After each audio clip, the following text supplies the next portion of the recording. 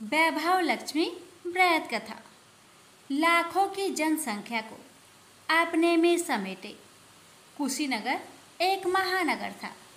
जैसे कि अन्य महानगरों की जीवनचर्या होती है, वैसा ही कुछ यहाँ भी था। यानी बुराई अधिक, अच्छाई कम, पाप अधिक, पुण्य कम।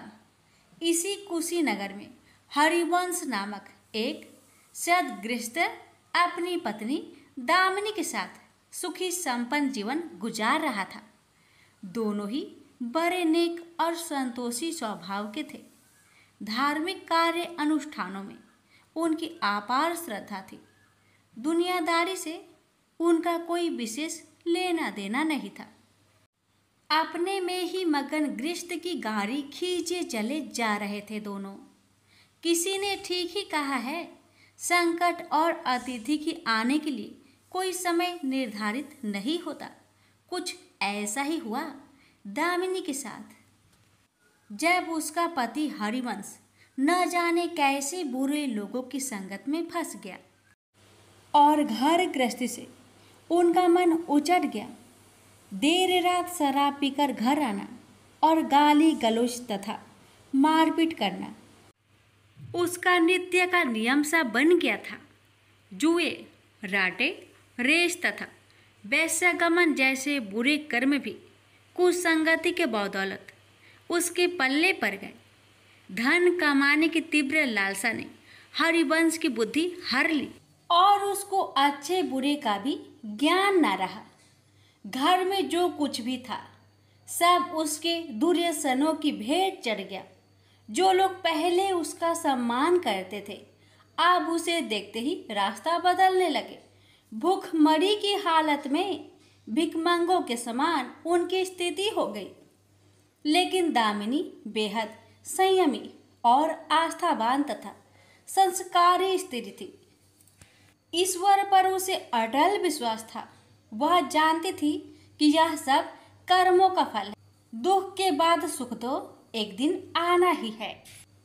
अचानक एक दिन दोपहर के समय द्वार पे हुई दस्तक की आवाज सुनकर दामिनी की तंद्रा भंग हुई। अतिथि सत्कार के भय मात्र से उसकी अंतर आत्मा कांप उठी, क्योंकि घर में अन्न का एक दाना भी नहीं था जो अतिथि की सेवा में अर्पित किया जा सकता। फिर भी संस्कारों की ऐसी प्रबलता थी कि उसका मन अतिथि सत्कार को उद्धत हो उठा। उसने उठकर द्वार खोला, देखा सामने एक दिव्य पुरुष खड़ा था। बड़े बड़े घुंघराले श्वेत केश, चेहरे को ढके हुए लहराती दाढ़ी, गेरुए वस्त्रों का आवरण पहने उसके चेहरे से तेज टपक पड़ रहा था। आंखों मानो अमृत सी वर्षा कर रही थी। उस दिव्य पुरुष को देखकर दामिनी को अपार शांति का अनुभव हुआ और वह उसे देखते ही समझ गई कि आगत वास्तव में कोई पहुंचा हुआ सिद्ध महात्मा है। उसके मन में अतिथि के प्रति गहन श्रद्धा के भाव उमड़ पड़े और वह उसे सम्मान सहित घर के भीतर ले गई। दामिनी ने जब उसे फाटे हुए आसन पर बैठाया तो वह मारे लज्जा के जमीन में गिर सी गई। उधर वह संत पुरुष दामिनी की ओर एकटक निहारे जा रहा था। घर में जो कुछ भी बचा खुचा था दामिनी ने अतिथि की सेवा में अर्पित कर दिया, पर उसने इस पर कोई ध्यान नहीं दिया। बस दामिनी को यूं निहारे जा रहा था मानो उसे कुछ याद दिलाने की चेष्टा कर रहा हो। जब काफी देर तक दामिनी कुछ न बोली तो उसने कहा, बेटी मुझे पहचाना नहीं क्या? उसका यह प्रश्न सुनकर दामिनी जैसे सोते से जागी और अत्यंत संकुचाते हुए मधुर स्वर में बोली, महाराज मेरी धृष्टता को क्षमा करें। जो आप जैसे दिव्य पुरुष को मैं पहचान कर भी नहीं पहचान पा रही हूँ। पारिवारिक कष्टों ने तो जैसे मेरी सोचने समझने की शक्ति ही छीन ली है। लेकिन यह निश्चित है कि संकट की इस घड़ी में मुझे आप जैसे साधु पुरुष का ही सहारा है। तभी जैसे दामिनी को कुछ याद हो आया, वह उस साधु के चरणों में गिरकर बोल उठी, अब मैं आपको पहचान गई हूँ महाराज। स्नेहा रूपी अमृत की वर्षा करने वाले अपने शुभ चिंतक को कोई कैसे भूल सकता है भला। वास्तव में वह साधु मंदिर की राह के मध्य में बनी अपनी कुटिया के बाहर बट वृक्ष के नीचे बैठ साधना किया करता था और मंदिर आने जाने वाले सभी श्रद्धालु उसे प्रणाम करके स्वयं को कृतार्थ अनुभव करते थे। दामिनी भी उन्हीं में से एक थी। जब पिछले काफी दिनों से उसने उसे मंदिर की ओर आते जाते नहीं देखा तो उसकी कुशल क्षेम जानने के लिए पूछताछ करते हुए उसके घर की ओर आ निकला था। दामिनी अभी अपनी सोचों में ही डूबी हुई थी कि साधु महाराज ने मौन भंग किया। क्या कारण है पुत्री, तू आजकल मंदिर आती जाती दिखाई नहीं पड़ती। तुझे जो भी कष्ट है मुझे बता, शायद मैं तेरी कुछ सहायता कर सकूं। व्यक्ति दुखों के बोझ तले दबा हो तो ऐसे में सहानुभूति के दो बोल ही काफ़ी होते हैं। दामिनी भी खुद पर संयम नहीं रख पाई और बिलख कर रोने लगी। तभी वह साधु वात्सल्यपूर्ण स्वर में बोला, मन छोटा करने से समस्या हल नहीं होगी। सुख दुख तो एक गाड़ी की दो पहियों के समान है, इनका आना जाना तो जिंदगी भर लगा ही रहता है। अपना दुख किसी को बता देने से मन हल्का हो जाता है। कुछ देर चुप रहने के बाद दामिनी ने बोलना शुरू किया, महाराज, सर्व सुखों से भरपूर था मेरा घर, कण कण में खुशियों का नित्य होता था। पति भी नेक और ईमानदार थे। सदा जीवन उच्च विचार की आधारशिला पर टिकी थी। हमारी गृहस्थी रुपए पैसे की भी कोई कमी नहीं थी। सुबह शाम घर में ईश्वर वंदना होती थी। लेकिन अचानक न जाने किसकी नज़र लग गई, हमारा भाग्य हमसे रूठ गया।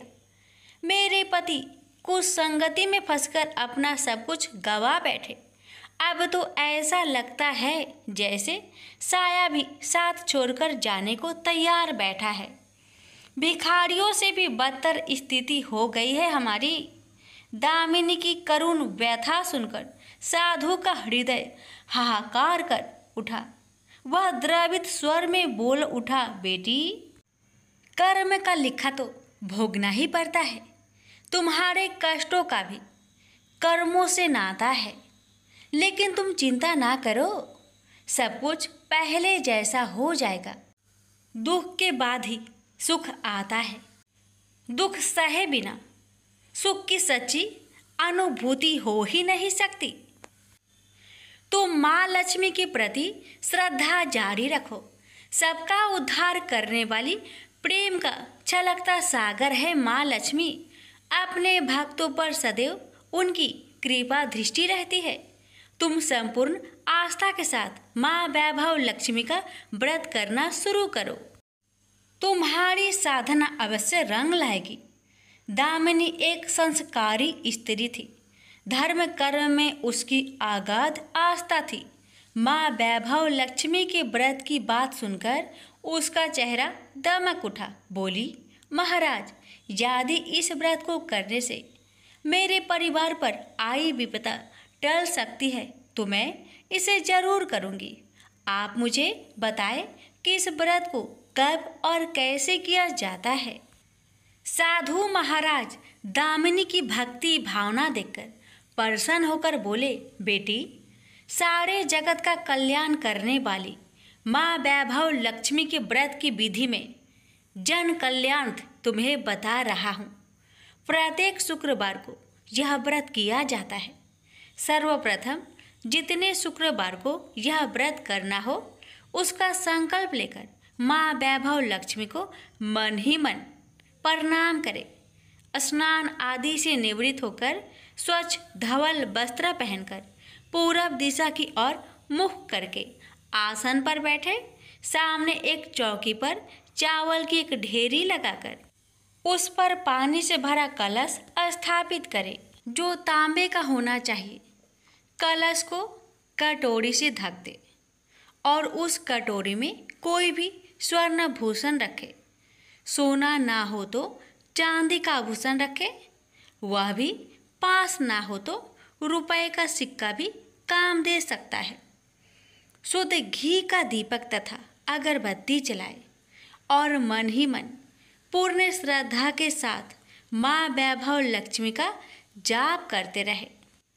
श्री यंत्र माँ लक्ष्मी का प्रिय यंत्र है, उसे सत सत नमन करे। श्री यंत्र उपलब्ध ना हो तो पुस्तक में दिए उसके स्वरूप से काम चल जाएगा। साथ ही माँ वैभव लक्ष्मी के सभी स्वरूप को नमस्कार करें। इनकी सभी छवियाँ पुस्तक में दी गई होगी।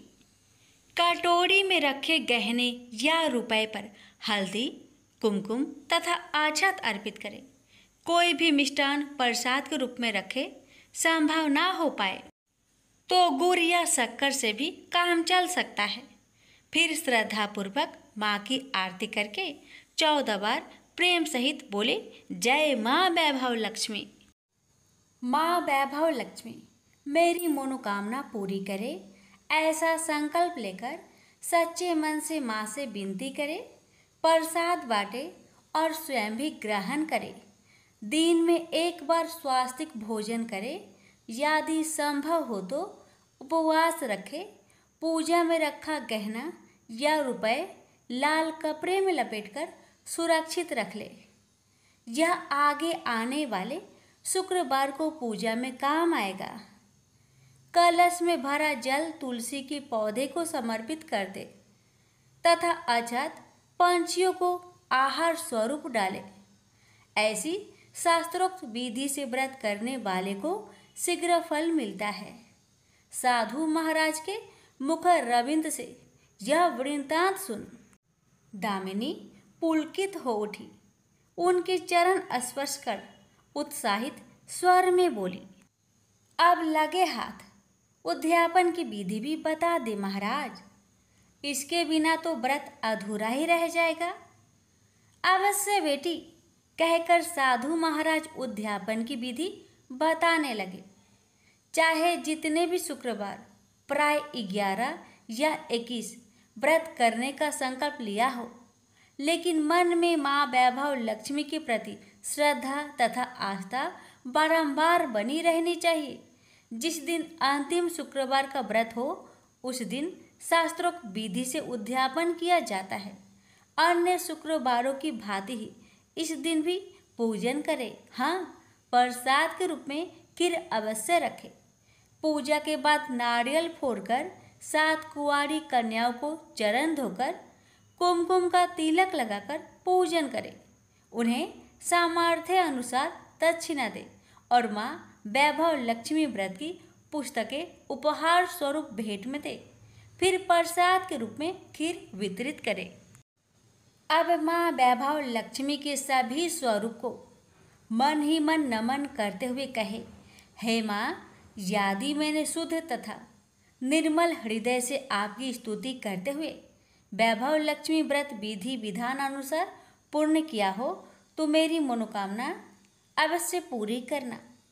संतानहीनों को संतान देने वाली, दुखियों का दुख हरने वाली, अखंड सौभाग्य का वरदान देने वाली, कुंवारी कन्याओं को मन चाहा वर देने वाली माँ वैभव लक्ष्मी, आपकी महिमा अपरंपार है। अपने हर भक्त की विपत्तियां हरकर उन्हें सुख समृद्धि प्रदान करना। साधु महाराज से वैभव लक्ष्मी व्रत का शास्त्रोक्त ज्ञान प्राप्त करके दामिनी भाव विभोर हो उठी। उसे अपने भीतर एक अनोखे तथा असीमित आत्मबल का संचार होता महसूस हुआ। उसने भी माँ वैभव लक्ष्मी के 21 व्रत आते शुक्रवार से शुरू करने का संकल्प लेकर साधु महाराज को आदर सहित विदा किया। और मन ही मन माँ वैभव लक्ष्मी का स्तुति गान करने लगी। 2 दिन बाद ही शुक्रवार आ गया। उससे पहली रात दुखों की मारी दामिनी ठीक से सो भी न सकी। माँ वैभव लक्ष्मी के व्रत करने से उसकी समस्याओं का अंत हो जाएगा, यह सोचकर वह मुंह अंधेरी उठ बैठी और स्नान आदि कर स्वच्छ वस्त्र धारण किए। आसन पर पूर्व दिशा की ओर मुंह करके दामिनी ने अपने सम्मुख रखी चौकी पर चावल की छोटी सी ढेरी बनाकर उस पर तांबे का कलश रखा। लेकिन जब स्वर्ण भूषण रखने की बात आई तो धर्म संकट में पड़ गई। सारे गहने पति ने दुर्योधनों की भेंट चढ़ चुके थे। विवाहित स्त्री थी तो मंगलसूत्र भी उतार कर नहीं रख सकती थी और कोई गहना था नहीं। तभी उसे उन नन्ही पायलों का स्मरण हो आया जो उसने अपनी आने वाली संतान के लिए बनवाकर रख छोड़ी थी और पति की निगाहों से उन्हें बचाकर रखा था। उसने झटपट वह पायलें निकाली और गंगा जल से धोकर उन्हें शुद्ध करके कलश पर रखी कटोरी में डाल दिया। डिब्बे की तली में से बची खुची शक्कर निकालकर उसे प्रसाद के रूप में रखा और विधि अनुसार व्रत किया। सर्वप्रथम उसने अपने पति को प्रसाद दिया। आने वाला पूरा सप्ताह बड़े ही हंसी खुशी से बीता। बात बात पर झल्ला उठने वाला उसका पति अपेक्षाकृत शांत तथा संयत रहा। कोई मारपीट तथा कलेश घर में नहीं हुआ। इसे दामिनी ने माँ वैभव लक्ष्मी का चमत्कार समझा और मन ही मन उन्हें प्रणाम किया।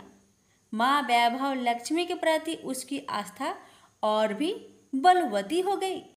इसी प्रकार शास्त्रोक्त विधि से दामिनी ने 20 शुक्रवार के व्रत पूरे कर लिए। इस बीच कई परिवर्तन हुए थे। उसका पति कुसंगति छोड़कर सीधी राह पर आ गया था और उसका कामकाज भी जमने लगा था। घर में यदि किसी चीज की बहुतायत नहीं थी तो कमी भी नहीं रह गई थी।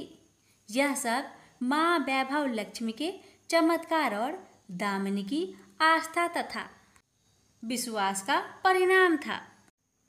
21वें शुक्रवार को व्रत का उद्यापन करना था। साधु महाराज के वचन अब भी मानो दामिनी के कानों में गूंज रहे थे। उनकी बताई विधि के अनुसार ही दामिनी ने शास्त्रोक्त विधि से उद्यापन किया। 7 कुंवारी कन्याओं को भोजन कराकर दक्षिणा दी। आसपास की सौभाग्यवती स्त्रियों में प्रसाद तथा माँ वैभव लक्ष्मी व्रत कथा की पुस्तकें वितरित की। माँ वैभव लक्ष्मी के हर स्वरूप को प्रणाम किया और कहा, आपकी महिमा निराली है माँ। आपने मेरे सारे दुख हर लिए, मेरी सभी मनोकामनाएं पूर्ण कर दी। मेरा उजड़ा घर फिर से बस गया। मेरा यह नया जीवन आप ही की देन है माँ। मैं आजीवन आपकी पूजा अर्चना करूंगी और दूसरों को भी आपकी महिमा से अवगत कराकर वैभव लक्ष्मी के व्रत रखने के लिए प्रेरित करूंगी। बोलो जय माँ वैभव लक्ष्मी, आपकी सदा ही जय हो। वीडियो को लाइक शेयर करना ना भूले। धन्यवाद। सीता माता की नित्यनेम की कथा। माता सीता का 12 वर्ष का नियम था कि वे एक कथा भगवान राम को सुनाती थी। लेकिन एक बार राम जी को किसी कारण बाहर जाना पड़ा। इस पर माता ने कहा, अगर आप चले गए तो मैं कहानी किसे सुनाऊंगी। भगवान ने कहा कि आप कुएं के पाल पर जाकर बैठ जाना और वहाँ जो औरतें पानी भरने आएगी उन्हें अपनी कहानी सुना देना। देवी सीता ने बिल्कुल वैसा ही किया और कुएं के पास जाकर बैठ गई। तभी एक स्त्री आई। उसने रेशम की साड़ी पहन रखी थी और सोने का घड़ा ले रखा था। सीता माता उसे देखकर कहती है कि बहन, मेरा 12 वर्ष का नित्य नियम सुन लो। लेकिन उस स्त्री ने उनका नियम सुनने को मना कर दिया और बिना सुने वहां से चली गई। थोड़ी देर बाद उसकी रेशम जरी की साड़ी फट गई। सोने का घड़ा मिट्टी के घड़े में बदल गया। ये देख उसकी सास उस पर गुस्सा किया और कहा कि किसका दोष अपने सिर लेकर आई है। सास की बात सुनकर बहू ने सारी बात अपनी सास को सुना दी। अगले दिन ही वही साड़ी और घड़ा लेकर सास कुएं पर गई। माता सीता वहीं पर थी और औरत को देखकर देवी ने कहा कि आप मेरी कहानी सुन लीजिए। सास ने कहा, एक बार नहीं 4 बार सुन लूंगी। माता सीता ने अपना नियम सुनाना शुरू किया।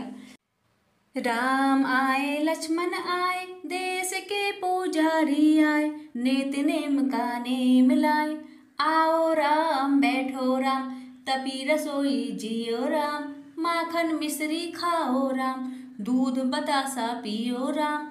सूत के पलका मोठो राम, साल दुसाला पोठो राम। साल दुसाला ओढ़ो राम, जब बोलू जब राम ही राम।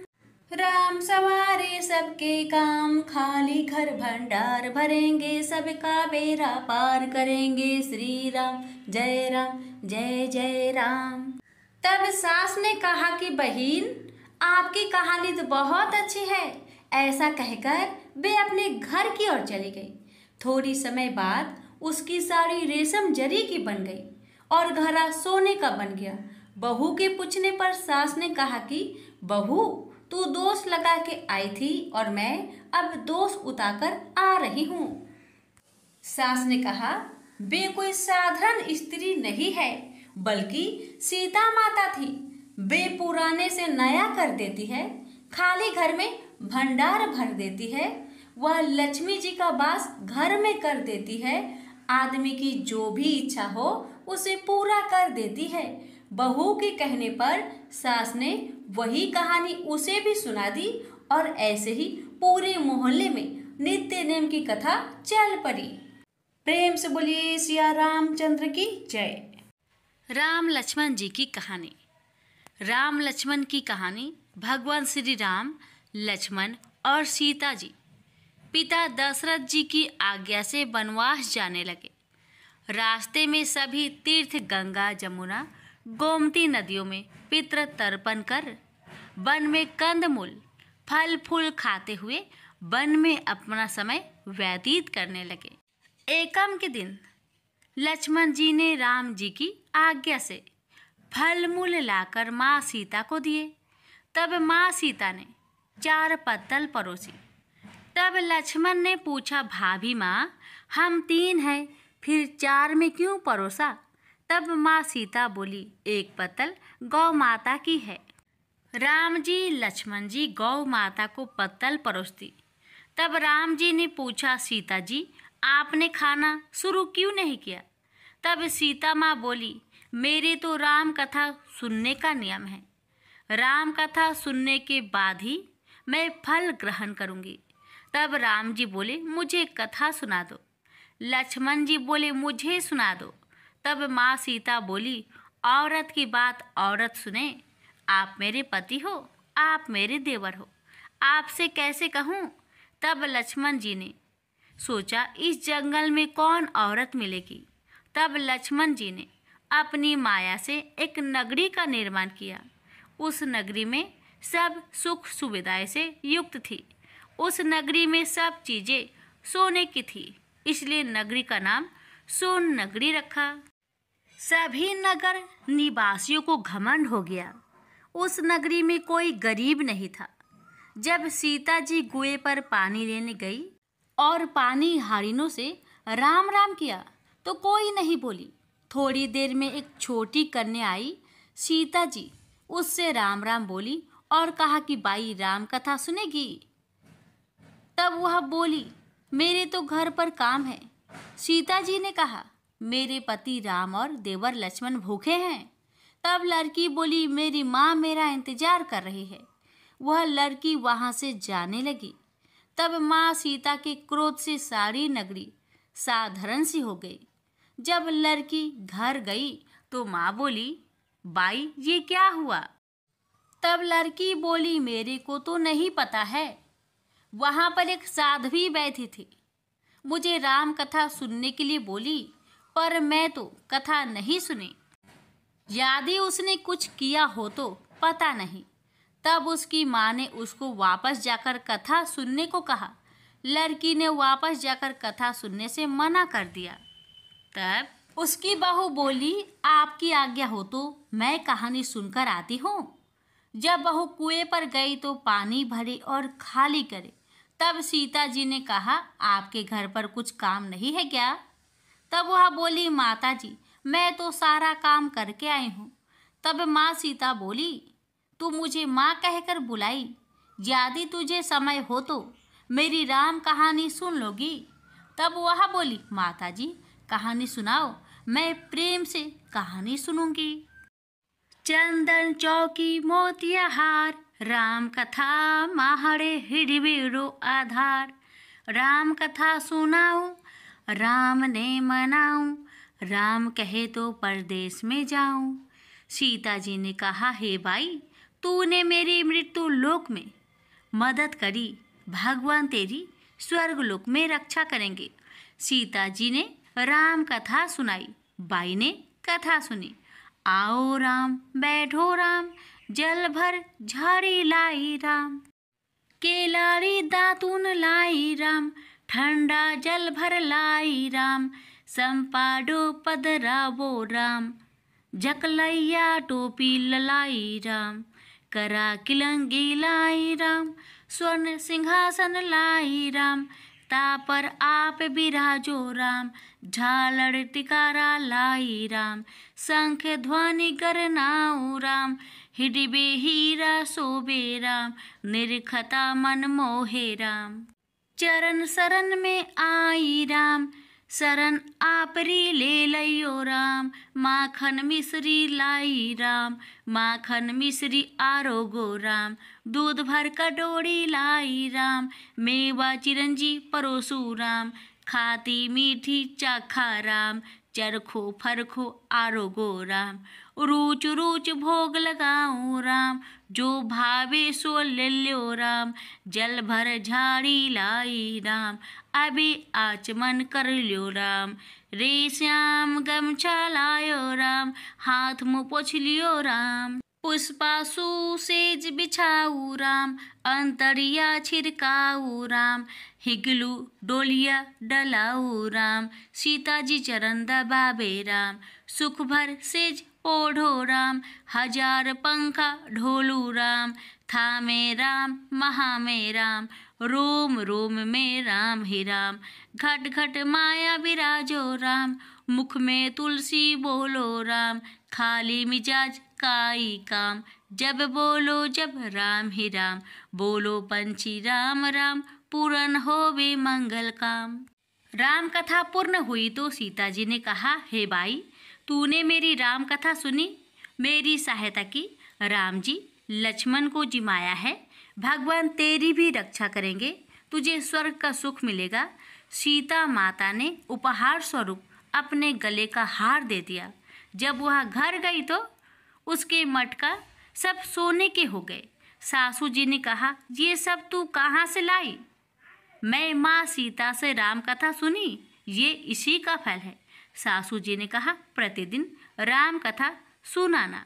बाई को राम कथा सुनते हुए बहुत दिन हो गए। अब उसने माँ सीता से पूछा, इसका उद्यापन विधि बतलाओ। तब सीता जी ने कहा, 7 लड्डू लाना, 1 नारियल लाना, उसके 7 भाग करना।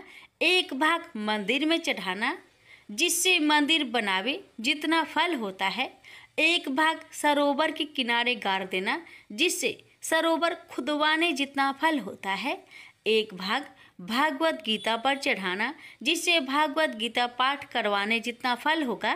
1 भाग तुलसी पर चढ़ाना, जिससे तुलसी विवाह जितना फल होगा। 1 भाग कवारी कन्या को देवे, जिससे कन्या विवाह जितना फल होगा। 1 भाग सूरज भगवान को चढ़ाना, जिससे 33 करोड़ देवी देवता को भोग लगाने जितना फल होगा।